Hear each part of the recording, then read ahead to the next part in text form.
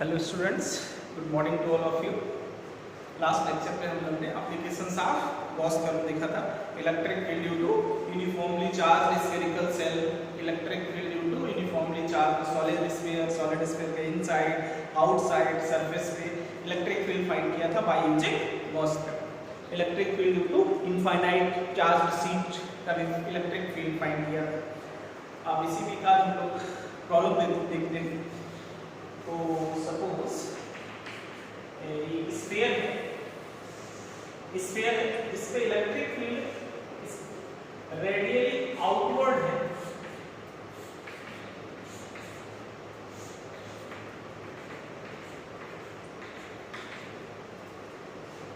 Electric field और इसका radius a है। Electric field radially outward and varies with distance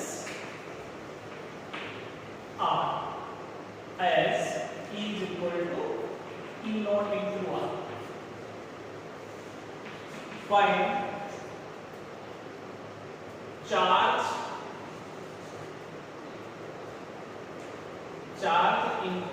inside sphere at center. Find charge inside sphere at center. At center पे charge होता है तो radially outward electric field है और electric field जो है वो E naught into R ऐसे वैल्यू लगा। Here E naught is constant. E naught constant है, ठीक है। तो कोई भी सरफेस लेंगे, इसका हमने एक छोटा सा सरफेस ले लिया, इसमें एरिया डायरेक्शन के एरिया के नॉर्मल आउटवर्ड ही, ठीक है। तो electric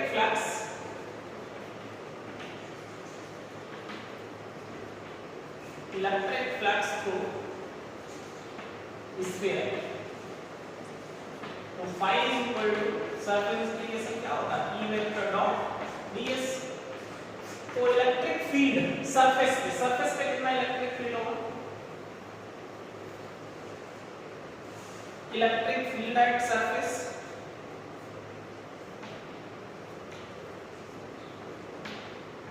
into total surface area. तो इलेक्ट्रिक फील्ड एट सरफेस कितना हो जाएगा? E नॉट इनटू a, क्योंकि इलेक्ट्रिक फील्ड कितना है E नॉट r के साथ नहीं कर रहा, r सरफेस पे कितना हो जाएगा a, तो E नॉट इनटू a और total surface area 4 pi a, ठीक है। तो total electric flux pass through sphere कितना बन जाएगा? E नॉट और 4 pi a by Gauss law.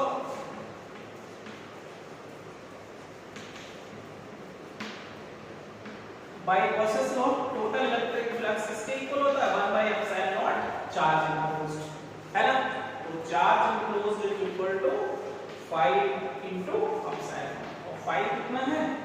E naught 4 pi a cube और एप्सिलॉन, तो कितना आ जाएगा? 4 पाई एप्सिलॉन E नॉट और a, ये आ जाएगा charge enclosed sphere at centre. Centre पे क्यों है? क्योंकि electric field radially outward, constant electric field नहीं वेरिएबल, ठीक है। तो इलेक्ट्रिक फील्ड एट सरफेस देख लेंगे और एंगल तो तुम समझ लो 0, क्योंकि इलेक्ट्रिक फील्ड की डायरेक्शन और सरफेस एरिया की डायरेक्शन किधर होगा? रेडियली आउटवर्ड, ठीक है। तो ऐसे क्वेश्चंस भी पूछता है इलेक्ट्रिक फील्ड वेरिएबल, ठीक है। और देखते हैं इसी में एक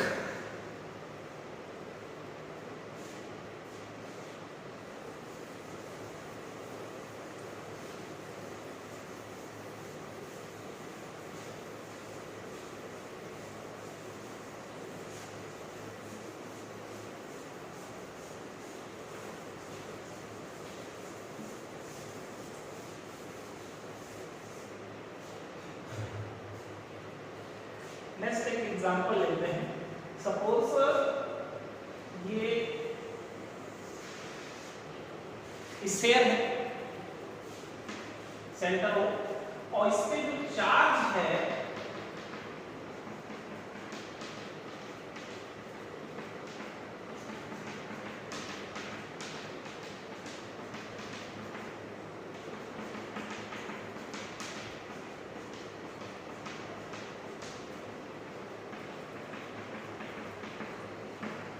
इसका रेडियस कैपिटल आर है।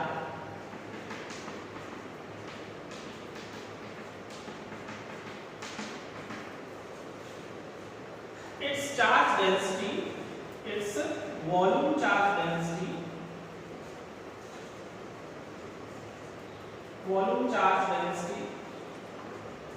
rho varies as rho is equal to rho naught और 1 minus small r by ऐसा, where rho naught is constant. Find electric field inside and outside the sphere. ठीक है, एक स्फीयर है जो यूनिफॉर्मली नहीं charge है, मतलब जिसके अंदर चार्ज डिस्ट्रीब्यूटेड है, जो यूनिफॉर्म नहीं है, जिसकी चार्ज डेंसिटी r पे क्या हो रहा है, डिपेंड हो रही है। जैसे हम लोग ने लास्ट लेक्चर पे देखा था, एक यूनिफॉर्मली चार्ज स्फीयर लिया था जिसमें चार्ज यूनिफॉर्मली डिस्ट्रीब्यूटेड था, चार्ज डेंसिटी कांस्टेंट थी, और इसमें चार्ज यूनिफॉर्मली डिस्ट्रीब्यूटेड नहीं है, चार्ज जो है वो डिस्टेंस के साथ चेंज हो रहा है। ठीक है, तो चार्ज डेंसिटी ऐसे वेरी कर रही है। अब इसके इनसाइड इलेक्ट्रिक फील्ड कितना होगा, आउटसाइड इलेक्ट्रिक फील्ड कितना होगा, ये हमको फाइंड करना है। ठीक है, तो सबसे पहले तो क्या करो कि इसके अंदर चार्ज कितना है ये फाइंड करो। इसकी चार्ज डेंसिटी गिवन है, ऐसे वेरी कर रही है, तो total charge enclosed the sphere निकालो, है ना। तो ऐसा करते हैं, छोटे से पार्ट पे चार्ज निकालते हैं, फिर पूरे के लिए क्या कर लेंगे, इंटीग्रेट कर लेंगे। जैसे सपोज मान लो r radius, small r radius आगे को ये हमने ये किया, एक छोटा सा स्ट्रिप लिया ऐसा, कितनी थिकनेस का, dr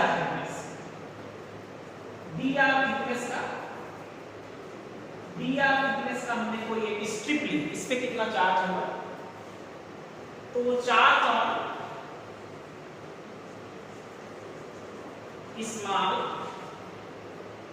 element, charge on small element dq is equal to क्या लेते थे, rho into dv। Total charge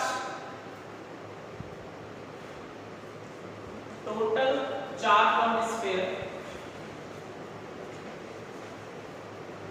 तो टोटल चार्ज ऑन स्फीयर चाहिए तो q is equal to integration लेना पड़ेगा, rho इनटू dv और लिमिट 0 से कैपिटल r, है ना। तो ठीक है, तो q इज इक्वल टू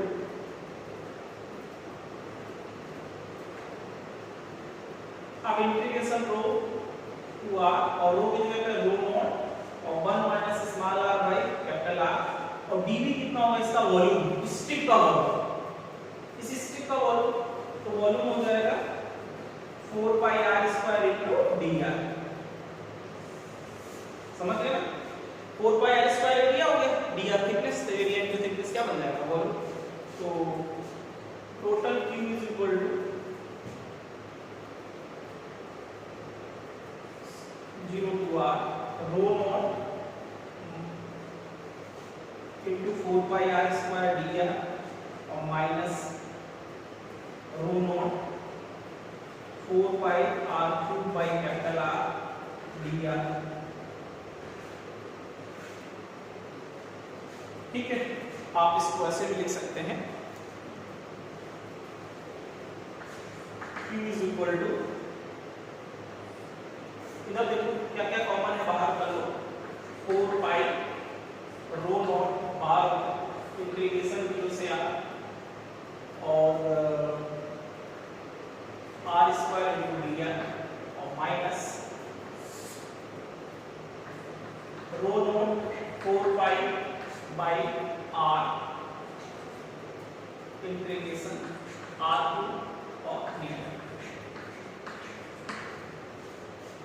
ठीक है, तो q is equal to 4 pi epsilon naught r cube by 3 और लिमिट 0 से r minus 4 pi rho naught by R और इधर आर की पावर 4 बाई 4। चलो आर की पावर लिमिट 0 से आर, तो Q is equal to 4 by rho naught और R cube by 3 minus 4 by rho naught by R और आर की पावर 4 बाई 4, इधर क्या बचेगा आर क्यूब। तो Q is equal to 4 by rho naught R cube, ये तो कॉमन हो गया 1 बाई 3 माइनस 1 बाई 4, एलसीएम हो जाएगा 12, तो ये आ जाएगा पाई rho naught R cube by 12 4 है ना। इसमें चलो अच्छा 4 भी लिखा रहने देते हैं और इधर जो है 4 माइनस 3 बाई 12, तो ठीक है पाई rho naught R cube by 3। ये टोटल इंक्लोज्ड चार्ज है, टोटल इंक्लोज्ड चार्ज, ठीक है। तो चार्ज इसमें चार्ज यूनिफॉर्मली डिस्ट्रीब्यूटेड नहीं था, चार्ज जो है वो चार्ज डेंसिटी नॉन यूनिफॉर्म है, charge density depends on R as, ऐसे डिपेंड हो रहा है ना। तो पहले एक हमने छोटे से स्ट्रिप पे चार्ज निकाला, तो चार्ज स्मॉल एलिमेंट में कैसे निकालते थे, dq = ρ * dv, ये तो पता है। तो टोटल चार्ज निकालना होगा तो इंटीग्रेट करें, है ना, और इस टाइप से आप इसको इंटीग्रेट कर लेंगे तो ऐसे आ जाएगा, ठीक है। तो टोटल चार्ज आ गया। अब हम लोग इलेक्ट्रिक फील्ड आउटसाइड कैसे निकाला जाता है, पहले ये समझ आ गई, ठीक है। केस फर्स्ट लेते हैं, स्मॉल आर जो है वो ग्रेटर देन कैपिटल आर लेंगे, है ना, आउटसाइड। सपोज ये स्फीयर है जिस पे चार्ज अंदर डिस्ट्रीब्यूटेड है, रेडियस r है और हमने ऐसे लिया है यहाँ कहीं पे कोई पॉइंट P, वैसे गॉसियन सिलेंडर बना,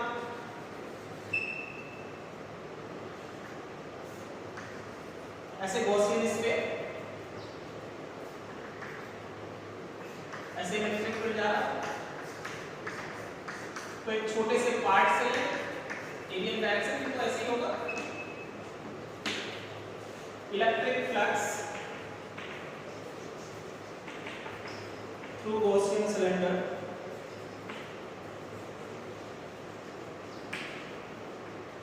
Gaussian sphere। तो Gaussian sphere से कितना जाएगा, तो phi is equal to surface integration E dot ds, तो कुल मिला के phi is equal to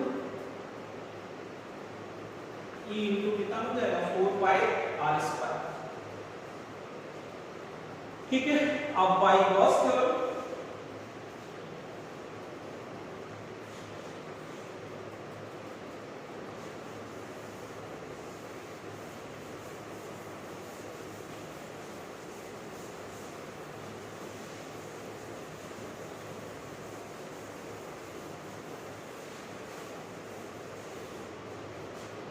by Gauss theorem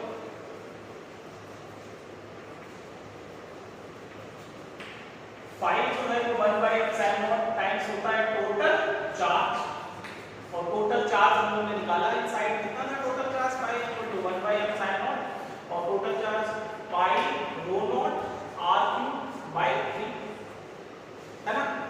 ये फर्स्ट और ये सेकंड, पहले वाला तो phi कितने पे E into 4 pi r square 1 by epsilon naught और वो pi rho naught r cube by 3, तो इलेक्ट्रिक फील्ड pi से pi कैंसिल हो जाएगा, rho naught r cube by 12 epsilon naught r square।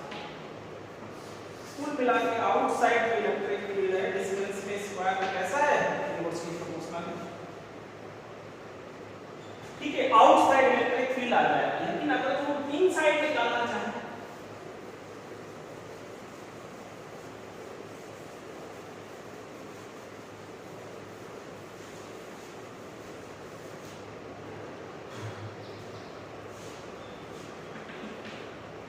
Case second,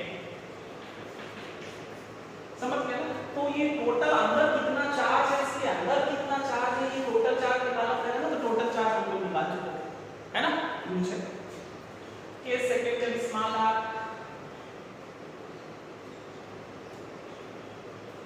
equal to capital R at the surface, तो at the surface है तो E is equal to rho naught r cube by 12 epsilon naught r square. तो electric field जो है वो rho r by rho naught r by 12 epsilon.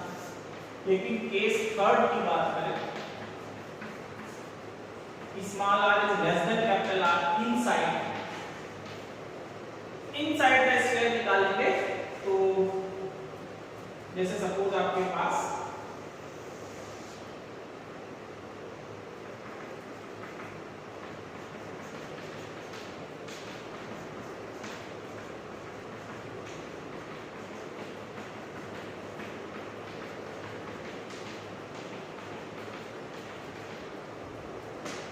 यहां से suppose small r ये कोई पॉइंट P है, इस पॉइंट पे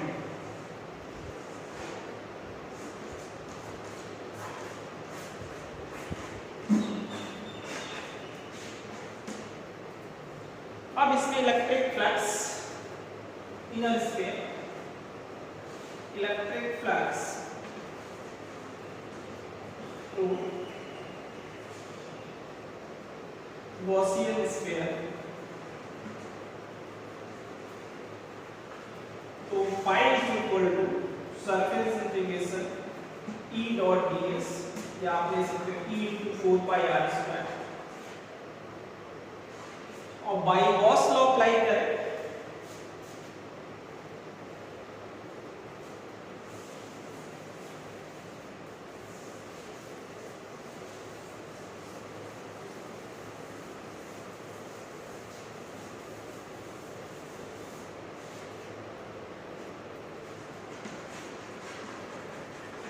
बाय गॉस लॉ, तो pi is equal to 1 by epsilon naught enclosed charge. अब इनक्लोज्ड चार्ज के तो कहां तक चाहिए, स्मॉल r तक, तो लिमिट 0 से स्मॉल r की होगी। तो सिंस q इनसाइड निकालना था तो कितना था, इंटीग्रेशन 0 से स्मॉल r लेना पड़ेगा, है ना, और rho naught 1 minus small r by capital R और 4 बाय r स्क्वायर dr, 0 से स्मॉल r तक ही लेना पड़ेगा, है ना। तो 4 पाई रो नॉट इंटीग्रेशन 0 से r स्क्वायर इनटू dr और minus 4 pi rho naught by r integration 0 से r square into dr r cube into dr। तो इनक्लोज्ड जो चार्ज है वो 4 pi rho naught r cube by 3 और minus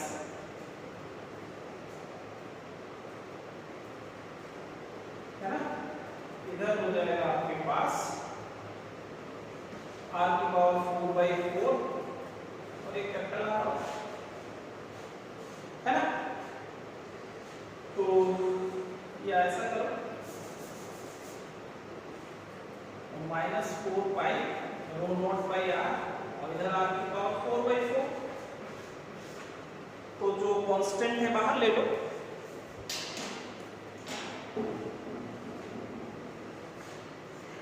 ठीक है। तो 4 पाई रो नॉट कॉमन हो गया, r क्यूब भी कॉमन हो गया, इधर 1 by 3 minus small r by 4 capital R, ऐसा, ठीक है। तो और इसमें थोड़ा सा चाहिए, तो ठीक है, चलो ये चार्ट आ जाएगा। तो आपके पास आप जो है 5 इक्वल टू क्या बन जाएगा, 1 बाई एप्सिलॉन नॉट टाइम और इधर 4 by rho naught r cube और 1 by 3 minus small r by 4 capital R। तो ठीक है, और ये किसके इक्वल है, 4 by r square is equal to 1 by epsilon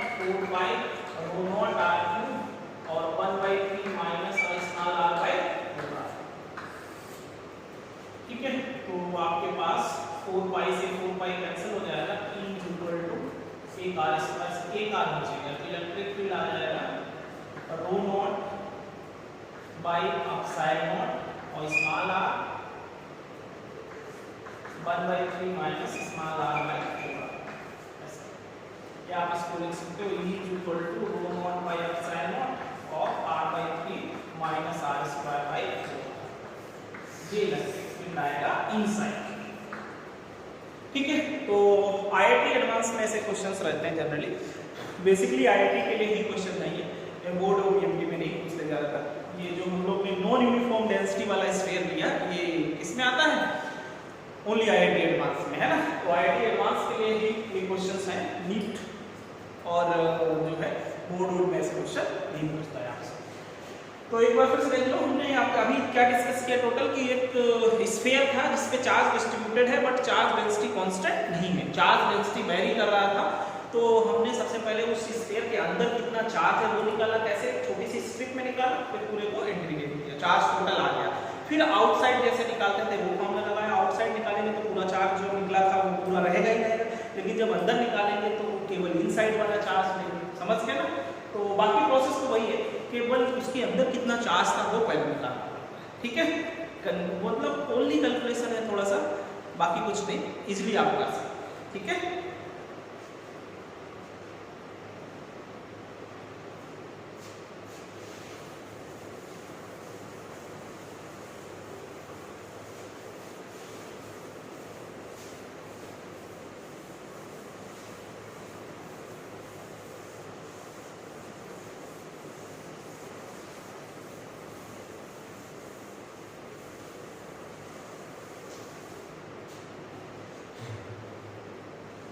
अब थोड़ा सा हम लोग बात करते हैं किसकी, electric field inside a cavity. Electric field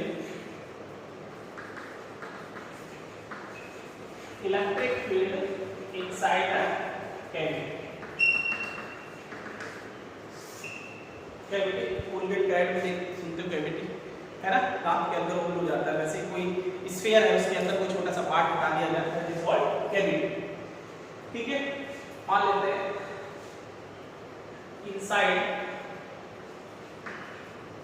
inside a ball charged uniformly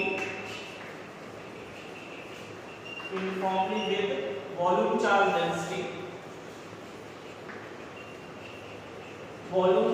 density rho, with volume charge density rho,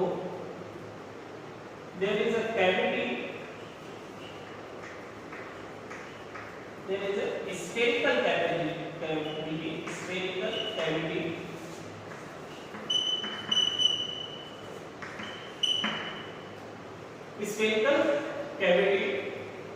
the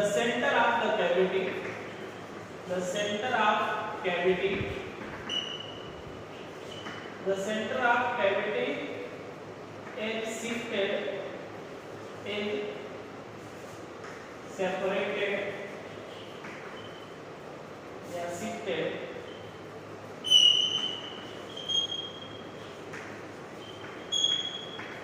with respect to center of ball by a distance small e. Find electric field. Find electric field, तो electric field inside a cavity find करना है आपको। तो inside a ball charge uniformly with volume charge density rho है, there is a spherical cavity, the centre of the cavity is shifted with respect to the centre of ball by a distance a। Suppose ऐसा है, ये एक ball है, इसका centre a है और एक कैविटी है ऐसा, स्फेरिकल कैविटी है, इसका सेंटर ये है और ये कितना डिस्टेंस शिफ्टेड है, a डिस्टेंस शिफ्टेड है। सपोज मान लो ये यूनिफॉर्मली चार्ज है,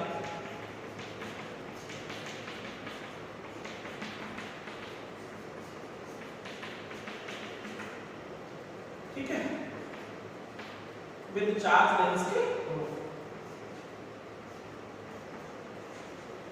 वॉल्यूम चार्ज डेंसिटी।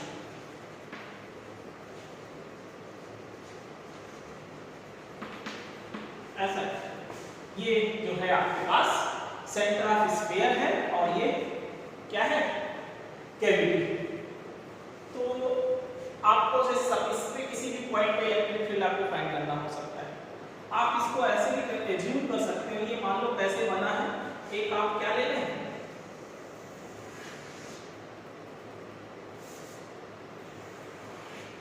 कि यूनिफॉर्मली स्फीयर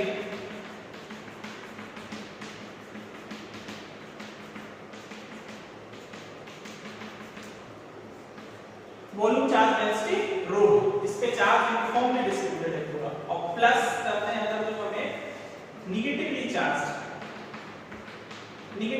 डेंसिटी माइनस हो ले। ठीक है, अगर जो आप दोनों को कंबाइन करोगे तो ये बन जाए, अगर तो ये जहां पे आप फिट कर दोगे वहीं पे कैविटी हो। ठीक है, ऐसे भी एज्यूम कर सकते हैं आप, ये हमने होल पूरा स्फीयर ले लिया, ये क्या ले लिया, कैविटी, निगेटिवली चार्ज, तो जहां पर रखते हैं वहां पे चार्ज जीरो हो जाएगा, कैविटी हो। ठीक है, तो ऐसे भी आप एज्यूम कर सकते हैं। सपोज मान लो ये सेंटर है स्फीयर का और ये कैविटी है, इसका सेंटर ये है, और ये कोई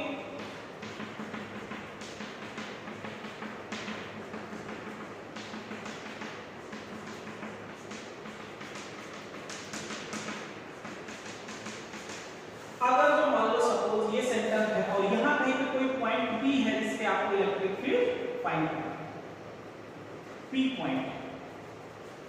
तो पहले आप इस P पॉइंट पे पूरी की वजह से इलेक्ट्रिक फील्ड निकालो। मान लेते हैं डिस्टेंस x है,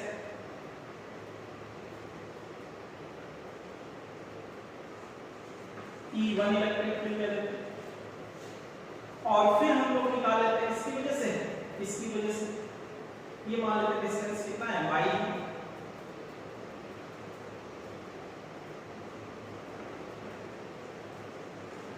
E2 इलेक्ट्रिक फील्ड।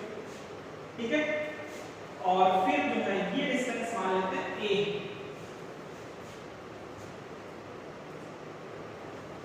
ये गिवन है। तो इलेक्ट्रिक फील्ड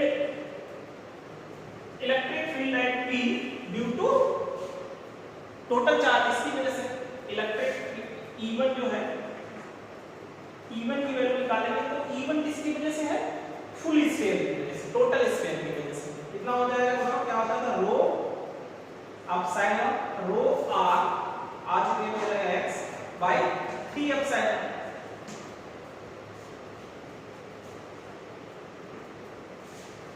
और E2 जो हो जाएगा माइनस रो बाय 3 एप्सिलॉन। तो net electric field at P, net electric field at P, तो E vector is equal to E1 plus P, तो E is equal to rho by 3 epsilon x vector minus y vector. तो ये कुल मिला के electric field आ जाता है P point पे जो इलेक्ट्रिक फील्ड है, जैसे इस P पॉइंट लिया होगा हमने, तो इलेक्ट्रिक फील्ड टोटल कितना आ गया, रो a वेक्टर बाय 3 एप्सिलॉन। ऐसा यहां कहीं पे कोई पॉइंट P था, इसके इलेक्ट्रिक फील्ड निकालना था, तो हमने पहले पूरे स्फीयर, ये फर्स्ट वाले पूरे स्फीयर की वजह से निकाल लेंगे, फिर छोटे वाले नेगेटिव स्फीयर से वजह से निकाल लेंगे नेट ले, क्योंकि जब पॉजिटिव की वजह से पूरा है, नेगेटिव की वजह वाला है तो माइनस कर देंगे, नेगेटिव वाला माइनस कर दिया तो मतलब क्या बचा, कैविटी। ठीक है, तो E1 इलेक्ट्रिक फील्ड ले लिया, E1 किसकी वजह से है, होल स्फीयर, जब पूरे में चार्ज यूनिफॉर्मली डिस्ट्रीब्यूटेड हो गई, नेगेटिव वाले की वजह से वो ले ले, दोनों पर नेट आ जाएगा, तो विद कैविटी इलेक्ट्रिक फील्ड आ गया।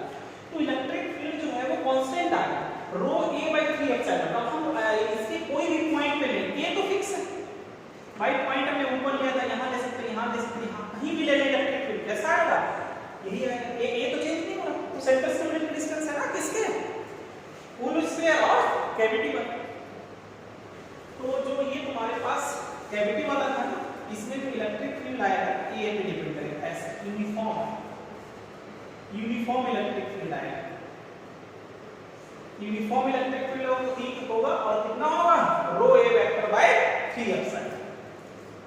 कहीं पे भी निकालो, अगर तो हमने मान लो पॉइंट नीचे लिया होगा तो इस पूरे की वजह से यहाँ निकालते हैं, फिर इसकी वजह से निकालते हैं और फिर नेट लेते तो भी आएगा यूनिफॉर्म इलेक्ट्रिक। ध्यान रखना कैविटी, अगर जो कैविटी ये सेंटर पे ले गए तो x और y सेम होगा और x माइनस y क्या बन जाएगा, 0। सेंटर पे कैविटी होगा तो नेट इलेक्ट्रिक फील्ड क्या आएगा, 0। और सेंटर से शिफ्टेड है कैविटी तो इलेक्ट्रिक फील्ड नॉन जीरो होगा और यूनिफॉर्म होगा। कितना होगा, रो ए वेक्टर बाय 3 एप्सिलॉन। ध्यान रखना ये कैविटी अगर जो सेंटर पे है तो a क्या हो जाएगा, 0। a 0 हो गया तो इलेक्ट्रिक फील्ड भी क्या हो जाएगा, 0। सेंटर पे कैविटी होगी तो इलेक्ट्रिक फील्ड 0 होगा और शिफ्टेड है, सेंटर कॉमन नहीं है तो इलेक्ट्रिक फील्ड होगा यूनिफॉर्म एंड नॉन जीरो। कितना, रो ए वेक्टर बाय 3 एप्सिलॉन। समझ गए ना? तो ध्यान रखिए इसको, ऐसे करना है आपको। चलिए फिर आज के लिए